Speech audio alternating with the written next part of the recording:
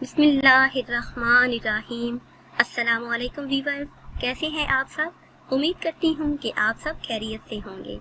आज की वीडियो में आपको बताएंगे कि ख्वाब में गीली मिट्टी देखने की क्या ताबीर है। मगर इससे पहले अगर अभी तक आपने हमारे चैनल को सब्सक्राइब नहीं किया तो आपसे एक छोटी सी गुजारिश है कि हमारे चैनल को सब्सक्राइब कर लें और बेल आइकन को लाजमी दबाएं ताकि हमारी आइंदा नई आने वाली तमाम वीडियो बआसानी आपको मिलती रहें और आप अपने ख्वाबों की ताबीर जान सकें। तो आते हैं अपनी आज की ताबीर की तरफ। ख्वाब में गीली मिट्टी देखना। कहा जाता है कि ख्वाब में गीली मिट्टी देखना अक्सर परेशानी पर दिलालत करता है। ख्वाब में गीली मिट्टी देखना परेशानी आने की दलील है। जिस शख्स ने ये ख्वाब देखा उसे परेशानी का सामना करना पड़ेगा। अगर साहिब ख्वाब देखे कि ख्वाब में मिट्टी इकट्ठी की है तो ये ख्वाब दौलत मिलने पर दिलालत करता है। जिस शख्स ने ये ख्वाब देखा उसे बेहिसाब दौलत हासिल होगी और वो इस्तो बजुर्गी पाएगा।